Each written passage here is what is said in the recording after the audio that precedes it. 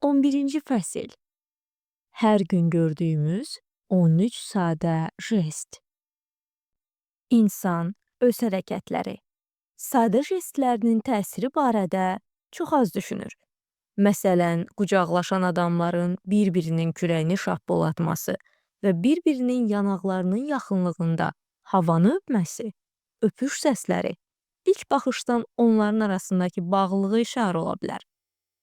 Amma bəzən qucaqlaşanlar sadəcə güləşçilər kimi hərəkət edirlər. Belə ki, peşəkar güləşçilər bir-birini tutanda pərçimi açmaq üçün rəqibin kürəyini şappılladır, bununla sanki daha bəsdir deyirlər. Qucaqlaşmağa meyli olmayan, amma nəyinsə xətrinə qucaqlaşan adam da bu hərəkətə son qoymaq üçün əlini qarşısındakının kürəyinə vurur. Havanı da adamı öpmək istəmədiyimiz üçün öpürük. Bu fəsildə hər gün gördüyünüz və ən çox istifadə olunan baş və bədən jestləri, jest dəstələri haqqında danışacağıq. Başımızı niyə yelləyirik? Dünyanın çox yerində başı hə demək, fikri təsdiqləmək üçün yelləyirlər. Baş yelləmək, baş əməyin qısaldılmış formasıdır. Yəni adam qarşısındakının fikri ilə razılaşdığı üçün, deyilənə tabe olduğu üçün azca təzim edir, başını yüngülcə əyir. Tədqiqatlar göstərir ki, lal, kör doğulan adam da fikrini başını yelləməklə təsdiqləyir. Deməli, bu jest anadan gəlmədi. Hindistanda hə demək üçün başı sağa-sola yırğalayırlar. Bu jest qərbliləri, Avropalıları çaşdırır. Çünki onlar adətən ola bilər, olmaya da bilər deyəndə bu cür hərəkət edirlər. Əvvəldə qeyd etdiyimiz kimi, Yaponiyada baş yelləmək, bəli sizinlə razıyam yox, bəli sizi dinləyirəm deməkdir. Bolqarlar başlarını yox demək istəyəndə yelləyirlər. Hə demək üçün onlar hamının yox deyərkən istifadə etdiyi jesti edir, başlarını sağa-sola hərləyirlər. Ərəb isə yox deyəndə başını bir dəfə yuxarı dartır. Başımızı yelləyəndə. Çoxları bu jestin gücünə bələd deyil. Halbuki qarşıdakını inandırmaq üçün baş yelləmək çox vacibdir. Müşahidələr təsdiqləyir ki, başımızı yellədiyimiz adam bizimlə həmişəkindən 3, hətta 4 dəfə artıq danışır. Baş yelləmək sürəti dinləyənin həm səbrini, həm də əksinə, səbirsizliyini göstərir. Məsələn, adam qarşısındakını dinləyəndə başını ağır-ağır tərpədib, mühüm məqamı qeyd edəndə bir 3 dəfə eləyirsə, söhbətə marağını ifadə edir. Amma danışana qulaq asmaqdan yorulan, söhbətin bitməsini ya da ona söz verilməsini istəyən adam başını sürətlə elləyir. Razılığa gəlməyin yolu. Bədən dili, jestlər insanın daxili aləminin, hisslərinin təzahürüdür.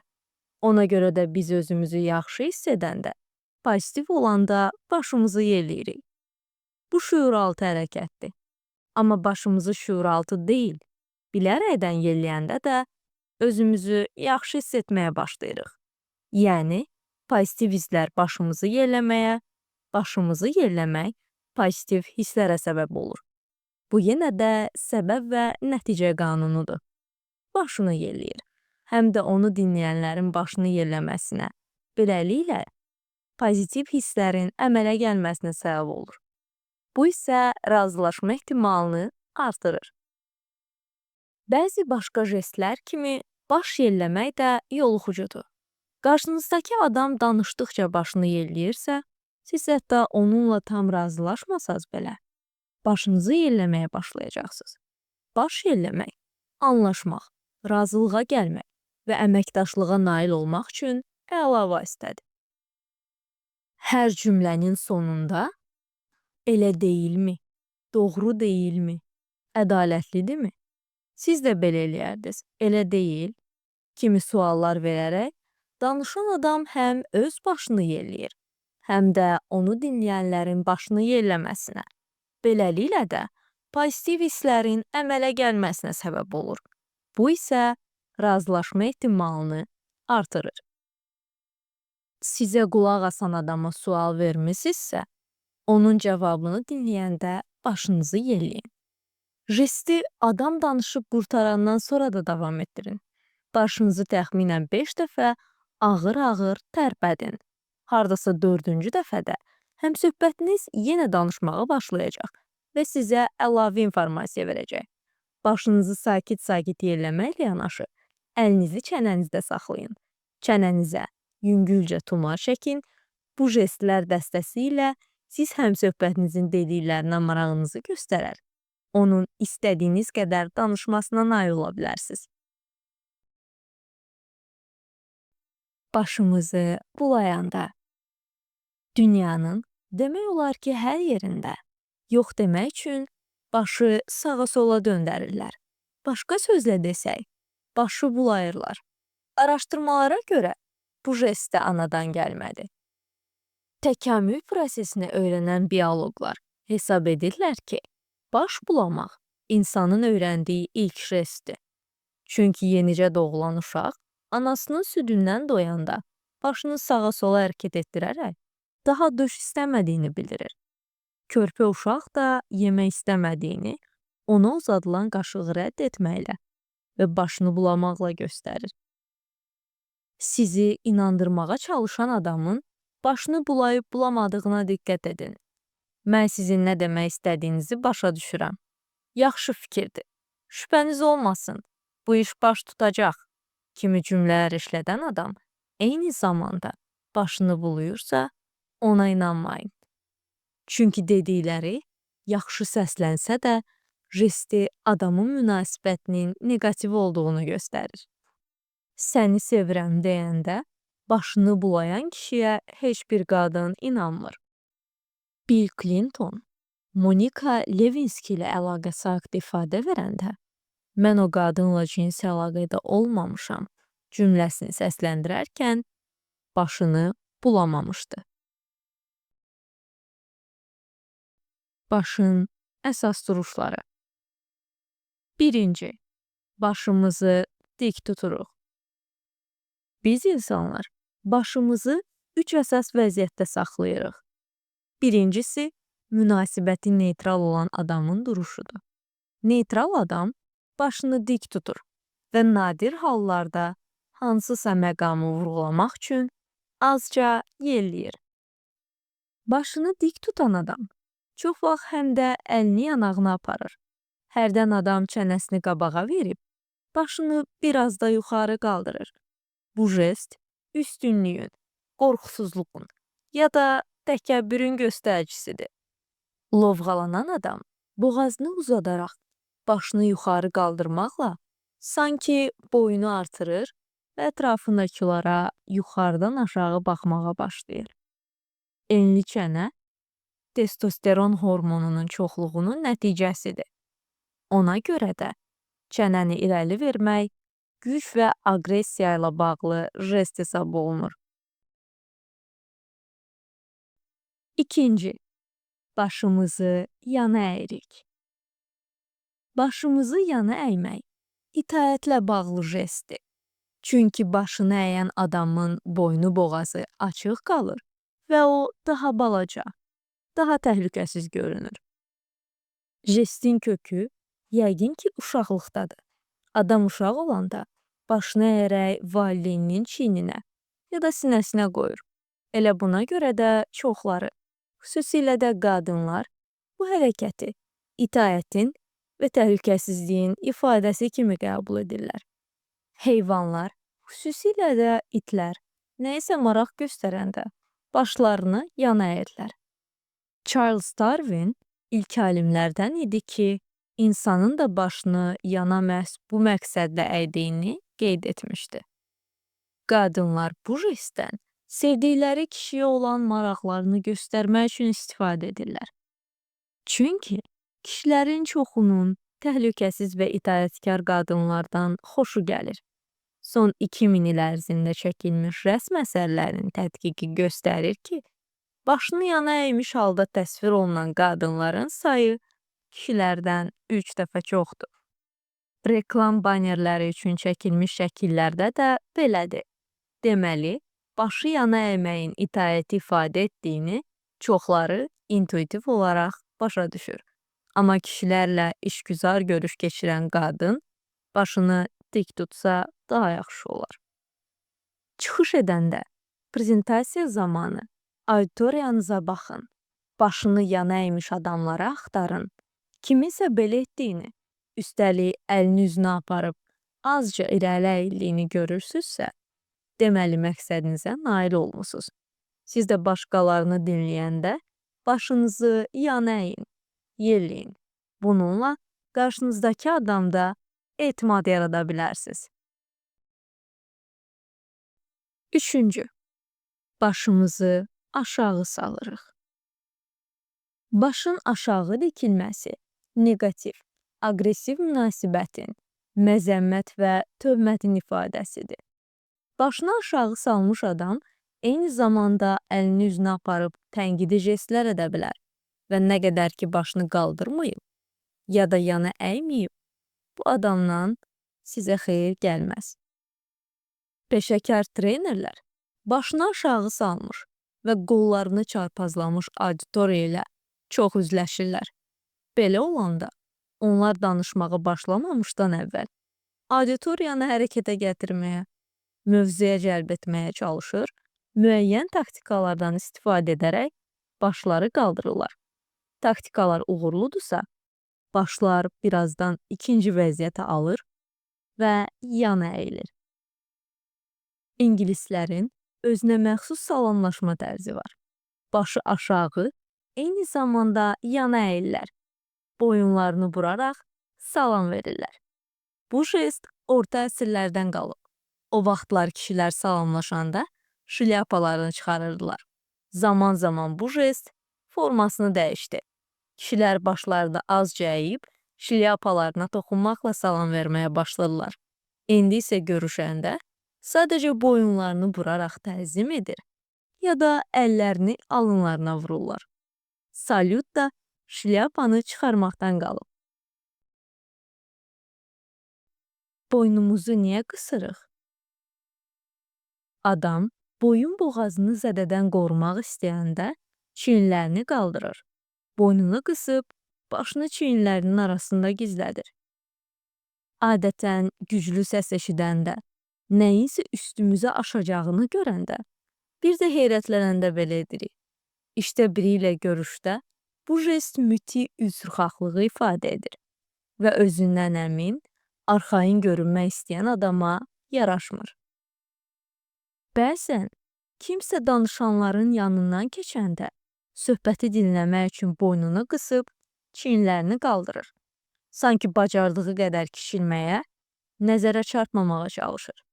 Bəzi işçilər müdirə yaxınlaşanda bu jestdən istifadə edir. Bununla öz statuslarını, aradakı münasibəti göstərirlər. Paltarımızın saplarını yığırıq, yoxsa... Adam qarşısındakının fikri ilə razılaşmayanda, amma razılaşmadığını bildirmək istəməyəndə jestlərin yeri dəyişir. Nəticədə məsum bədən dili, jestlər yenə insanın gizlətdiklərini açıb göstərir. Məsələn, hərdən sizi dinləyən adamın paltarı ilə oynadığını, üstündəki sapları təmizləyirmiş kimi hərəkət etdiyini görə bilərsiniz. Söhbətə heç dəxli olmayan bu jestin sahibi çox vaxt yerə və kənara baxır və sözdə razılaşdığını desə də, əslində etiraz etdiyini göstərir. Əllərinizi açın və siz nə fikirdəsiz? Yaxud görürəm fikrə getdiniz, nə fikirləşdiyinizi deyə bilərsinizmi? Deyə sual verin. Sonra arxaya oturub qollarınızı aralı, ovucularınızı açıq saxlayaraq cavabı gözləyin. Həm söhbətiniz yenə də paltarının saplarını yığa-yığa sizinlə razılaşdığını bildirsə, başqa taktikadan istifadə etməli olacaqsınız. Bəlkə kəsə danışmaq lazımdır. Hərəkətə keçməyə hazırıq. Bunu necə göstəririk? Döyüşdə Ya da qarşı cinslə görüşdə iri görünmək üçün quşlar tüklərini pırpızladır, balıqlar əlavə su udub bədənlərini şişirdir, it və pişiklər tüklərini qabardırlar. Heyvanlar qədər tükü olmayan insanın isə qəzəbli və qorxulu görünmək üçün ölçüsünü artırmaq imkanı yoxdur. Amma biz də heyrətimizi, kiməsə çox əsəbləşdiyimizi ya da baxdığımız filmin çox qorxulu olduğunu bildirmək istəyəndə tüklərim biz olmuşdu, deyirik. Çünki bütün bu hallarda insan da bədənini böyütməyə cəhd edir və tüklərin dibindəki əzələlər sıxıldığı üçün onlar dik durur. Müasir insan daha iri görünməyin yolunu tapıb. Əllərini belinə qoyaraq daha çox yer tutur. Beləliklə, olduğundan böyük adam təsiri bağışlayır. Bu universal jestdən valideyni ilə mübahisə edən uşaqlar, çıxışa hazırlaşan atletlər, ringi gözləyən boksçular və ərazisinə müdaxilə edənlərə meydan oxumaq istəyən kişilər istifadə edir. Hərəkətə keçməyə hazır olduqlarını bildirirlər. Əllərini belinə qoyan adam əlavə yer tutmaqdan başqa yana baxan dirsəklərindən silah kimi istifadə edir. Kiminsə yaxınlaşmasına, yanından keçməsinə imkan vermir. Biraz qaldırılmış qollar da adamın hücuma hazır olduğunu göstərir. Atışmağa hazırlaşan kovboylar da belə dayanırdılar. Belə qoyulmuş bir əl qarşıdakına ismarıc göndərir. Bu jestdən dünyanın hər yerində istifadə olunur. Filippində və Malayziyada belə qoyulmuş əllər daha sərt məna daşıyır. Qəzəb və təhqiri ifadə edir. Əslində bu hərəkətin kökündə bütün hallarda nəzərə çarpmayan aqressiv münasibət var. Məhz həmin münasibətin nəticəsidir ki, adam əlini belinə qoyaraq qəti addım atmağa hazırlaşır. Məqsədinin arxasınca gedən, işi öhdəsinə alan, problemi həll etməyə, ölçü götürməyə hazır olan adamlar da belə dayanırlar. Kişilər çox vaxt qadınların yanında əllərini bellərinə ya da ombalarına qoyaraq özünü arxayın, yeri gələndə sərt, bəzən də qərarlı adam təsiri bağışlamağa çalışırlar. Əlini belinə qoyan adam daha iri görünür və gözə çarpır. Çünki daha çox yer tutur. Qarşımızdakı insanın münasibətini anlamaq, düzgün nəticə çıxarmaq üçün yenə də şəraitə, bu jestdən sonraki jestlərə diqqət etməyimiz vacibdir. Məsələn, əllərini belinə qoymuş adamın paltosuna, yaxud pencəyinə baxaq. Yaxası bağlıdır, yoxsa açıqdır? Pencəyin ətəkləri arxaya atılıb. Yaxası bağlı adam əlini belinə qoyanda dilxorluğunu, məyusluğunu ifadə edir. Yaxası açıq adamın əlini belinə qoyması aqressivliyin göstəricisidir. Çünki adam sanki qorxusuzluğunu nümayiş etdirmək üçün yaxasını da açır. Beləsi çox vaxt həm də ayaqlarını aralayıb yerə möhkəm dayayır. Bəzən hətta yumruqlarını sıxır. Peşəkar modellər də paltarları nümayiş etdirəndə əllərini bellərinə qoyur. Bununla sanki əyinlərindəkinin müasir, qəti və uzaq görən qadınlar üçün nəzərdə tutduğunu çatdırmaq istəyirlər. Hərdən qadın bir əlini belinə qoyur, o biri ilə başqa jest edir. Eyni zamanda çanaq hissəsini azca əyməklə bel və ombalarının gözəlliyini, həm də reproduktiv funksiyasını yerinə yetirməyə hazır olduğunu göstərərək diqqət çəkməyə çalışır. Yəni həm qadınlar, həm də kişilər qarşı cinsi cəlb etmək istəyəndə əllərini bellərinə qoyurlar.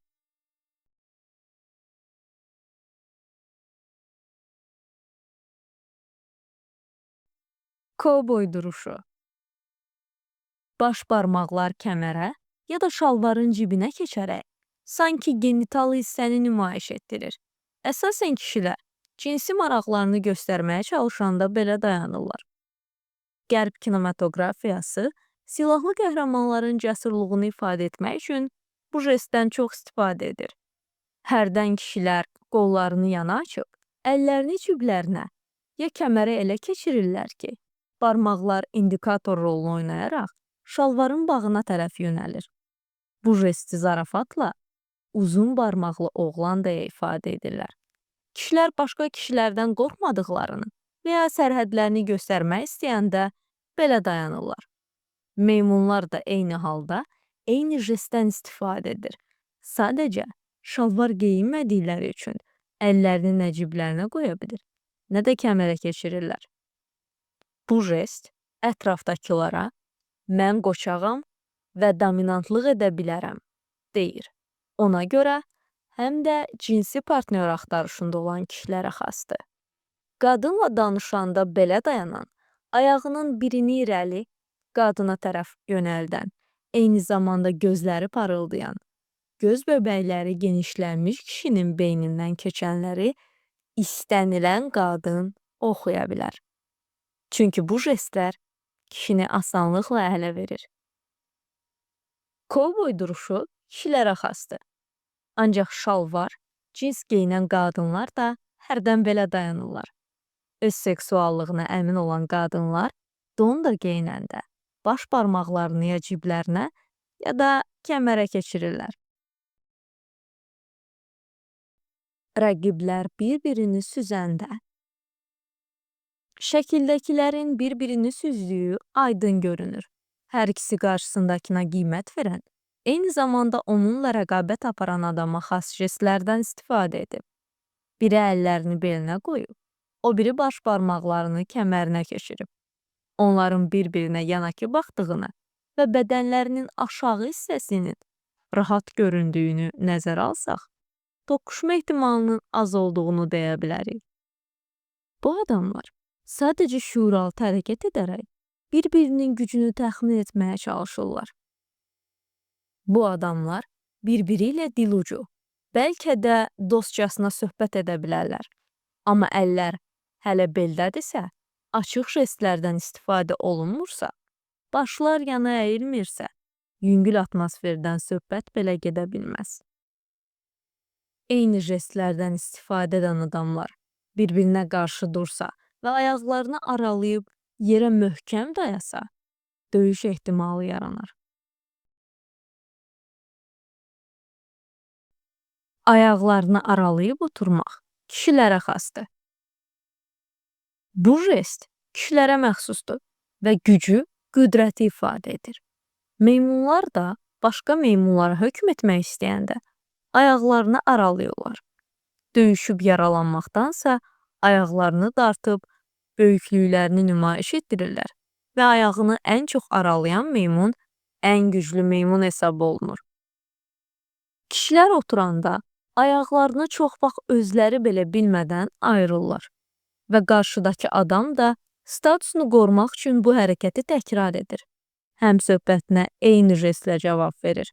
Amma qadınların qarşısında, xüsusilə işgüzar görüşlərdə bu hərəkəti etmək olmaz. Hər şeydən əvvəl ona görə ki, qadınlar eyni jestlə cavab verə bilmirlər. Lentə aldığımız görüşləri izləyəndə görürük ki, kişi ayaqlarını aralayıb oturanda, qarşısındakı qadın ona ayaqlarını və qollarını çarpazlayaraq, yəni müdafiə mövqeyini seçərək cavab verir. Deməli, işgüzar görüşlərdə kişilər ayaqlarını cüt saxlasalar yaxşıdır. Qadınlarsa ayaqlarını aralayan kişilərə reaksiya verməməlidirlər. Müdafiə mövqeyini seçmək qadının ziyanınadır. Yeri gələndə elə şalvarın bağını işarə edərək, yaxşı təklifdir Bob, ya da nəyi nəzərə tutduğunuzu görürəm, deyə zarafat edə, həmkarınıza dərs verməklə yanaşı, ətrafdakıları güldürə bilərsiniz. Ayaqlar oturacağın qolunda. Ayaqlarını qaldırıb kreslonun qoluna qoyanlar da əsasən kişilərdir.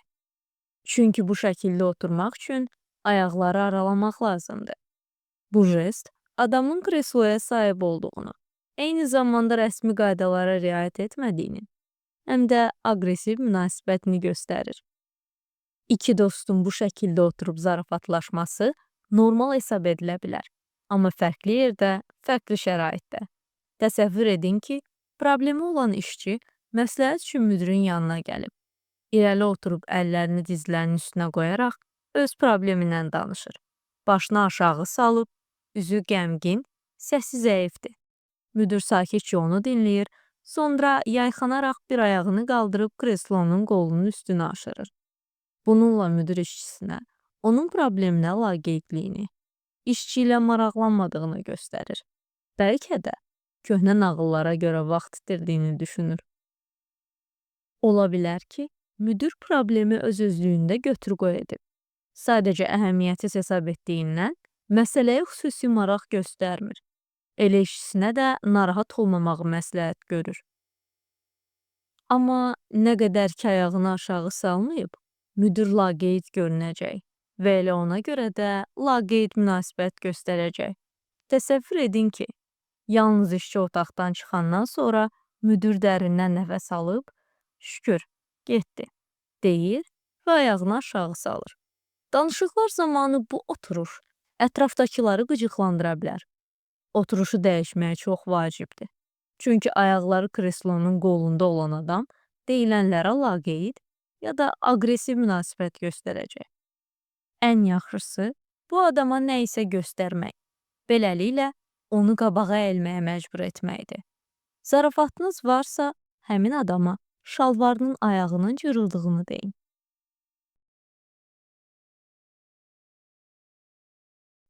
Stulda tərsinə oturmaq nə deməkdir? Keçmişdə döyüşçülər özlərini düşmənin nizəsindən, dəyənəyindən qorumaq üçün qalxandan istifadə edirdilər. İndi də fiziki, bəzən də şifahi hücuma məruz qalanda adam əlinə keçəni üstünə tutur, sanki özünə qalxan etmək istəyir. Hasarın, darvazanın, evin, yaxud maşının qapısının arxasından ya da stulda tərsinə oturaraq danışmaqda qalxan yaratmaq cəhdidir. Stulun arxası bədənimizi qoruyan qalxan rolunu oynayır. Eyni zamanda bizi aqressiv və dominant adama çevirir. Əslində elə dominant adamlar belə oturur. Söhbətdən, mübahisədən yorulanda kontrolu ələ almağa, başqalarını idarə etməyə cəhd göstərərək stulu tərsinə çevirirlər.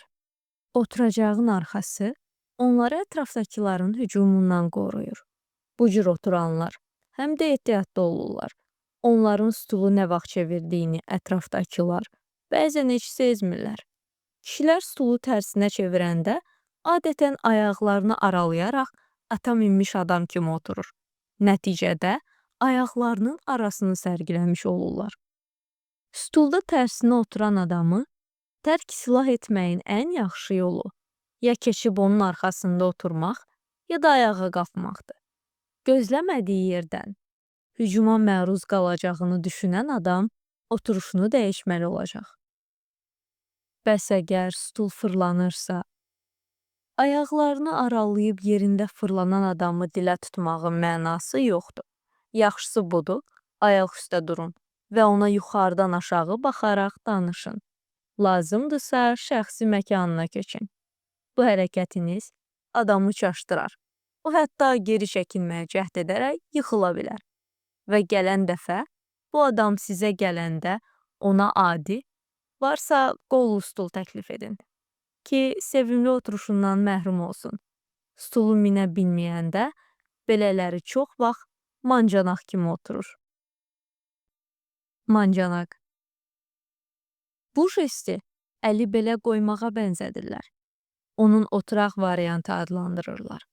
Amma əllər beldə deyil, boynun arxasında birləşir, dirsəklər ətrafdakılara hədələyirmiş kimi kənara baxır. Adam mancanağa oxşuyur. Mancanaq da kişilərə məxsus oturuşdur. Qarşıdakının gözünü qorxutmaq, onu ürkütmək, çəkindirmək, alçaltmaq üçün istifadə olunur. Hücuma hazırlaşan adam əvvəl belə oturaraq özünü rahat və yüngül hiss etdiyini göstərib, qarşısındakını aldadır, onu arxayın salır. Bu jestdən daha çox istifadə edənlər peşəkar mühasiblər, vəkillər, satış menecerləri və özünə arxayın olan, özünü başqalarından üstün hesab edən, hər şeyi bildiyini düşünən, çox ağıllı və bilikli olduğunu göstərmək istəyən adamlardır. Mancanaq kimi oturan adamın ürəyindən keçənləri oxuya bilsəydik, yəqin bütün sualların cavabları məndədir. Hər şey nəzarət altındadır. Hətta bəlkə bir gün siz də mənim qədər ağıllı olacaqsınız kimi fikirlərin şahidi olardıq. Bu direktorların sevimli jestidir. Hətta əvvəlki iş yerində mancanaq vəziyyətində nadir hallarda oturan adam direktor vəziyyətinə təyin olunan kimi bu jestdən istifadə edir. Öz ərazisini göstərmək, seçdiyi yerin onun məkanı olduğunu bildirmək istəyən adamlar da belə otururlar. Əllərini boynunun ardında birləşdirərək özünü mancanağa bənzədən adam çox vaxt həm də dördə bənzər formada ya da ayaqlarını aralayaraq şalvarının bağını göstərirmiş kimi oturur. Bu jestlər dəstəsi özünü başqalarından üstün bilməkdən savayı adamın həm də müzakirəyə və mübahisəyə hazır olduğunu ya da dominantlıq etməyə çalışdığını göstərir. Belə oturan adamlarla şəraitdən asılı olaraq müxtəlif şəkillərdə davranmaq olar. Biraz irəli əyilib, əllərinizi açaraq, görürəm bu haqda məlumatınız var, fikriniz nədir, deyə bilərsiniz, deyə soruşun. Sonra arxaya oturub cavabı gözləyin. Ya da göstərmək istədiyiniz əşyanı həmin adamın əli çatmayan yerə qoyun və bunu görürsünüzmü, deyə sual verin. Mancanaq kimi oturan adam irəli əyilməyə məcbur olacaq. Kişilər mancanağı yamsılamaqla ona cavab vermiş olarlar.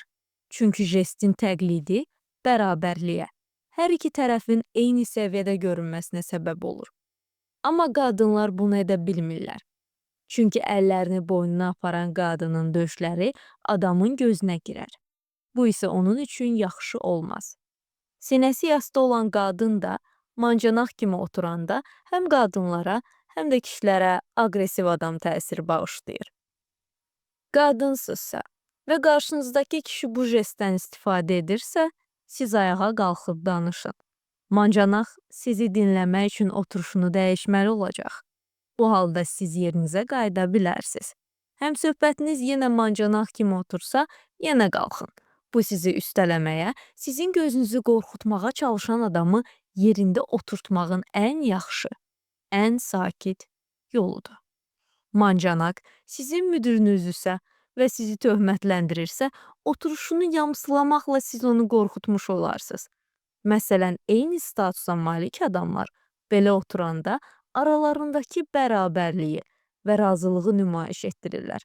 Ancaq məktəb direktorunun qarşısında əyləşən şagird əllərini boynunun ardında birləşdirsə, yalnız hiddətə səbəb ola bilər. Biz bir sığorta şirkətində tədqiqat aparırdıq. Məlum oldu ki, 30 menecerdən 27-si öz işçilərinin yanında mancanaq kimi oturur. Amma direktorlarının yanında həmin menecerlər bu jestdən nadir hallarda istifadə edirlər. Direktoru görəndə onlar daha itaətkar vəziyyət alır, tabelikdə olan adama məxsus jestlər edirdilər. Adamın hərəkətə hazır olduğunu göstərən jestlər. Danışıq aparmaq qabiliyyətinə yiyələnmək istəyən adamların öyrənməli olduğu jestlərdən biri də oturan, amma hərəkətə hazır olan adamın jestidir. Təsəvvür edin ki, qarşınızdakı adama təklif verirsiniz. Təklifin müzakirəsi yaxşı gedirsə və söhbətin sonunda sizi dinləyən adamın hərəkətə hazır olduğunu görürsünüzsə, nəzərdə tutduğunuz müqaviləni yaxud sazişi istəyə bilərsiniz. Çox güman ki, müsbət cavab alacaqsınız. Potensial müştəri ilə söhbət edən satış menecerlərinin videolarına baxanda görürük ki, çənəsini sığallayandan sonra bu vəziyyətdə oturan müştərilərin yarıdan çoxu ona edilən təklifə hə deyir. Əksinə, əllərini çənəsində gəzdirəndən sonra qollarını altına aparan, yəni qollarını çarpazlayan adamlar çox vaxt yox cavabı verirlər. Amma bəzən acıqlı adam da hərəkətə hazır vəziyyətdə oturur. Çünki o da nə isə etmək, məsələn, qarşısındakını bayra tullamaq istəyir. Əvvəlki jestlərə də diqqət etmisinizsə, qarşınızdakının hazır vəziyyətdə hansı niyyətlə gəldiyini anlaya bilərsiniz.